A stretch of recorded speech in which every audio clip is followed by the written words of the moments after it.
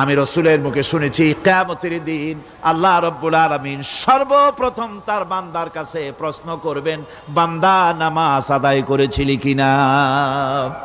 নামাজ সর্বপ্রথম প্রশ্ন। যেরকম সর্বপ্রথম প্রশ্নটা কি? নামাজ। এই নামাজ আপনার বাচ্চাদেরকে যখন 7 বছর বয়স হবে নামাজের হুকুম করবেন। 10 বছরে নামাজ না পড়লে প্রহার করতে বলা হয়েছে।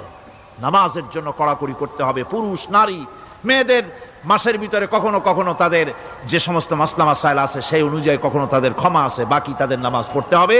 আর পুরুষের জন্য পাগল হয়ে যাওয়া, বেহুশ হয়ে যাওয়া ছাড়া নামাজ মাপ নাই, নামাজ পড়তেই হবে। এই যে নামাজ না হলে ঈমান থাকবে না, ঈমান নষ্ট হবে, কিয়ামতে জাহান্নামে যাওয়া লাগবে। এসব কথা শোনার পর আজকের তাফসীরুল কোরআন মাহফিলে আমরা কি ওয়াদা করতে পারি যে আমরা মালাকুল মউত যতক্ষণ পর্যন্ত আমাদের মাথার কাছে